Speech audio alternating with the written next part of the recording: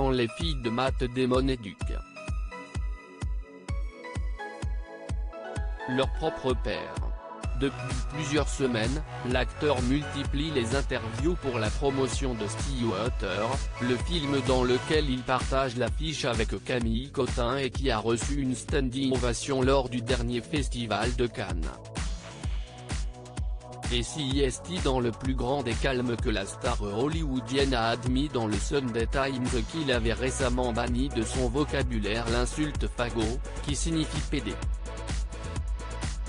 Un terme clairement homophobe, que Matt Damon aura toutefois mis 50 ans à ne plus utiliser, et ce grâce à l'une de ses filles. J'ai fait une blague, et je me suis pris un traité par ma fille. Elle a quitté la table. J'ai dit allez, si est-il une blague. Je dis le mot dans le film 2 en 1. Elle est allée dans sa chambre écrire un très long, très beau traité expliquant pourquoi ce terme est dangereux. J'ai dit ok, je remise le mot en paix. J'ai compris, a-t-il ainsi confié.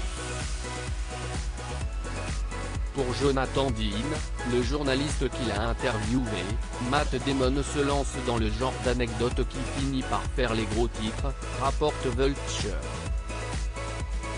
S'il a joué des personnages gays au cinéma, l'emploi de cette insulte semblait lassé à la légère pour l'acteur, qui aura attendu 50 ans, et le bon vouloir de sa fille, pour l'éduquer côté vocabulaire.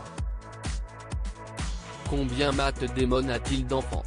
Si l'on ignore de laquelle de ces 3 filles il s'agit, il semblerait que cette anecdote puisse expliquer que sa fille aînée Isabelle ne souhaite regarder aucun de ses films, de peur de s'ennuyer.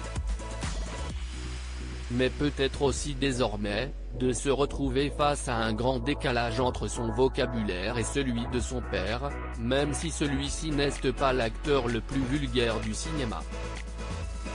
En effet, comme le révélait le site BuzzBingo en 2020, si est-il Jonah Hill qui est celui qui durant toute sa carrière a prononcé à l'écran le plus de gros mots, avec 376, suivi par Leonardo DiCaprio qui en a prononcé 361. Dont 332 rien que dans le Loup de Wall Street de Martin Scorsese.